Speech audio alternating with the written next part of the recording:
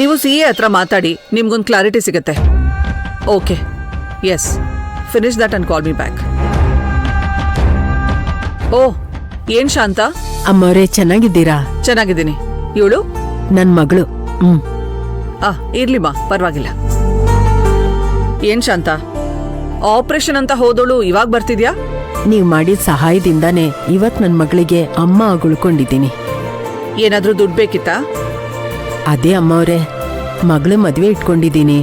ಮದುವೆ ಇದೆ, ಹಾಗಾಗಿ ಸಹಾಯ ಬೇಕು ಅಲ್ವಾ ಶಾಂತ? ನಿಮ್ಮಂತವ್ರ ಆಶೀರ್ವಾದ ಇದ್ರೆ ಅಲ್ವಾ ನಾವು ಬದುಕೋದು. ಓಂಕಾರ್, ಗೊತ್ತಾಯ್ತಕ್ಕ.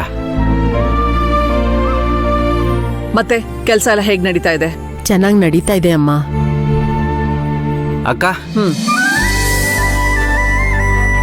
ತಗೋ ಶಾಂತ. ಅಮ್ಮವ್ರೆ, ನಿಮ್ ಆಶೀರ್ವಾದದಿಂದ ನನ್ ಮಗಳು ಮದ್ವೆ ಆಗ್ತಿದೆ. ನೀವು ಬಂದು ನನ್ ಮಗಳಿಗೆ ಆಶೀರ್ವಾದ ಮಾಡಿ. ಆಯ್ತು, ಖಂಡಿತ. ಅಮ್ಮ ಅವ್ರೆ, ನಿಮ್ ಉಪಕಾರ ನಾನು ಯಾವತ್ತೂ ಮರೆಯೋದಿಲ್ಲ. ಗಂಡನ್ ಹಂಗಲೇ ಇರ್ಬೇಡ, ಸ್ವಂತ ಕಾಲ್ ಮೇಲೆ ನಿಂತ್ಕೊಳ್ಳೋದಕ್ಕೆ ಪ್ರಯತ್ನ ಮಾಡು. ಮುತ್ನಂತ ಮಾತು ತಿಳ್ಕೊ. ಸರಿ ಅಮ್ಮ ಅವ್ರೆ. ಅಮ್ಮವ್ರೆ, ನಿಮ್ಮಿಂದ ತುಂಬಾ ಉಪಕಾರ ಆಯ್ತು. ನಾವಿನ್ ಬರ್ತೀವಿ. ಸರಿ, ಹೋಗ್ಬನ್ನಿ. ಪರೋಪಕಾರಾರ್ಥಂ ಇದಂ ಶರೀರಂ ಅನ್ನೋ ಮಾತ್ಗೆ ನೀನೇ ಉದಾಹರಣೆ ನೋಡು. ಅದೆಷ್ಟು ಜನಕ್ಕೆ ಸಹಾಯ ಮಾಡ್ತೀಯಕ್ಕ ನೀನು? ಇದನ್ನ ಸಹಾಯ ಅನ್ನಲ್ಲ, ಭಿಕ್ಷೆ ಅಂತಾರೆ. ಸರಿ, ಪಾಸ್ಪೋರ್ಟು ವೀಸಾ ಬಗ್ಗೆ ಏನಾಯ್ತು? ಹಾ ಅಕ್ಕ, ಎಲ್ಲ ಡಾಕ್ಯುಮೆಂಟ್ಸು ರೆಡಿ ಆಗಿದೆ. ಇದನ್ನೆಲ್ಲ ನೀನೊಂದ್ಸಲ ಚೆಕ್ ಮಾಡಿಬಿಟ್ಟು ಸೈನ್ ಮಾಡಿಬಿಟ್ರೆ ಮುಂದುವರಿಬೋದು.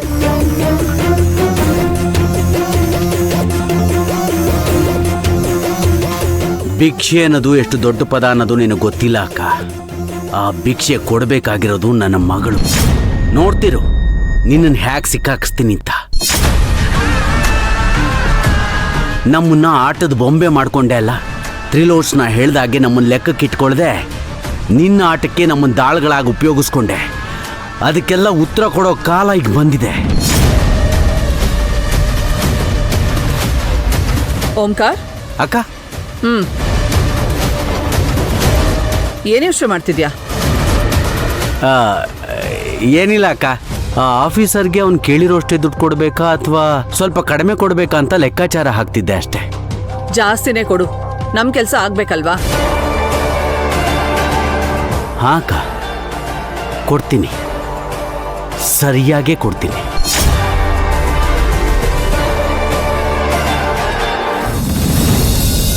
ಪೊಲೀಸ್ ಭ್ರಷ್ಟ ಅಧಿಕಾರಿಗಳಿಗೆ ಏಕೆ ಬೇಕು? ಪೊಲೀಸ್ ಭ್ರಷ್ಟ ಅಧಿಕಾರಿಗಳಿಗೆ ನ್ಯಾಯ ಮಾರಾಟ ಕಿಟ್ಟ ಭ್ರಷ್ಟ ಅಧಿಕಾರಿಗೆ, ನ್ಯಾಯ ಮಾರಾಟ ಕಿಟ್ಟ ಭ್ರಷ್ಟ ಅಧಿಕಾರಿಗೆ, ನ್ಯಾಯ ಮಾರಾಟ ಕಿಟ್ಟ ಭ್ರಷ್ಟ ಅಧಿಕಾರಿಗಳಿಗೆ ಬೇಕೇ ಬೇಕು, ಬೇಕೇ ಬೇಕು, ಬೇಕೇ ಬೇಕು. ಒಂದ್ ನಿಮಿಷ ಬೇಕು. ಸ್ಟೇಷನ್ ಹೊರಗಡೆ ಬಂದಿದ್ದೀರಾ, ಗುಡ್. ಇಷ್ಟು ದಿನ ಆಚೆ ನಿಂತ್ಕೊಂಡು ಗಲಾಟೆ ಮಾಡ್ತಾ ಇದ್ರಿ, ಧಿಕ್ಕಾರಕ್ಕೆ ಹೋಗ್ತಾ ಇದ್ರಿ. ಇವತ್ತು ಸ್ಟೇಷನ್ ಹೊರಗಡೆ ಬಂದು ನನ್ನ ಮುಂದೆನೆ ಧಿಕ್ಕಾರಕ್ಕೆ ಹೋಗ್ತಾ ಇದ್ದೀರಾ. Very good improvement. ಸರ್, ಹೊರಗಡೆ ಪಬ್ಲಿಕ್ ಎಲ್ಲ ಸ್ಟ್ರೈಕ್ ಮಾಡ್ತಾ ಇದ್ರು, ಮೀಡಿಯಾದವ್ರಿಗೆಲ್ಲ ಗೊತ್ತಾಗುತ್ತೆ ಅಂತ ಹೇಳಿ ಒಳಗಡೆ ಕರ್ಕೊಂಬಂದು ಕೂರಿಸ್ತೆ. ಇಲ್ಲೂ ಸ್ಟ್ರೈಕ್ ಮಾಡ್ತಾ ಇದ್ದಾರೆ ಸರ್. ಅವ್ರಿಗೆ ಬುದ್ಧಿ ಹೇಳೋದಲ್ಲ ರೀ, ನಾವೇ ಅವ್ರಿಗೆ ಬುದ್ಧಿ ಕಲಿಸ್ಬೇಕು. ನೋಡಿ, ಒಳ್ಳೆ ಮಾತಿಂದ ಹೇಳ್ತಾ ಇದ್ದೀನಿ, ಮೊದಲಿನಿಂದ ಜಾಗ ಖಾಲಿ ಮಾಡಿ. ನಮ್ಮ ಪ್ರಶ್ನೆಗೆ ಮೊದಲು ಉತ್ತರ ಕೊಡಿ, ಆಮೇಲೆ ಜಾಗ ಖಾಲಿ ಮಾಡ್ತೀವಿ. ಏನ್ರಿ ತಪ್ಪಿಟ್ಕೊಂಡು ದರ್ಪ ಮಾಡ್ತೀರಾ? ಮಗುಗೆ ಆಕ್ಸಿಡೆಂಟ್ ಆಗಿ ಕ್ರಿಟಿಕಲ್ ಸ್ಟೇಜ್ ಅಲ್ಲಿ ಇದ್ರೆ ನೀವ್ ಯಾಕೆ ಸುಮ್ಮನೆ ಇದ್ದೀರಾ? ಯಾರು ಆಕ್ಸಿಡೆಂಟ್ ಮಾಡಿದಾರೆ ಅಂತ ಗೊತ್ತಿದ್ರು ಅವ್ರ ಮೇಲೆ ಯಾಕೆ ಆಕ್ಷನ್ ತಗೋತಾ ಇಲ್ಲ? ನೀವು ಅವ್ರ ಹತ್ರ ಲಂಚ ತಗೊಂಡಿರೋದಕ್ಕ? ಇಲ್ಲ, ನಾನ್ ಯಾರ ಹತ್ರನೂ ಲಂಚ ತಗೊಂಡಿಲ್ಲ. ಆಗಿದ್ರೆ ವಸುಂಧರಾ ರಾಜು ಬಹದ್ದೂರ್ ಮೇಲೆ ಯಾಕೆ ಸೀರಿಯಸ್ ಆಕ್ಷನ್ ತಗೊಂಡಿಲ್ಲ? ಹಣದಾಸೆ ಮುಂದೆ ಈ ಮಗುವಿನ ರಕ್ತ ಕಾಣ್ತಾ ಇಲ್ವಾ ನಿಮ್ಗೆ? ಹಾಗಾದ್ರೆ ನಮ್ಮನ್ ಕಾಯೋ ರಕ್ಷಕರೇ ಭಕ್ಷಕರಾದ್ರೆ ಹೇಗೆ?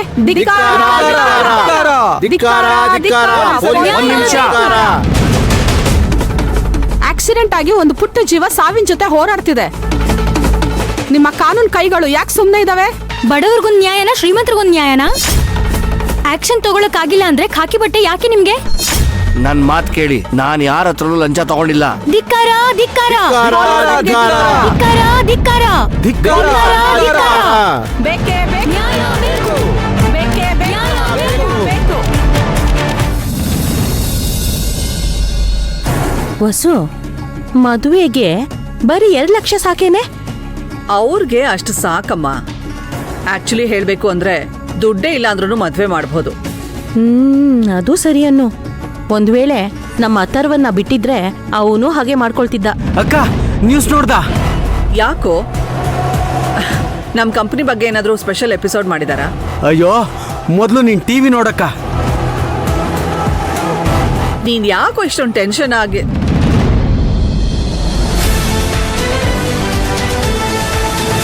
This is the big breaking news of today.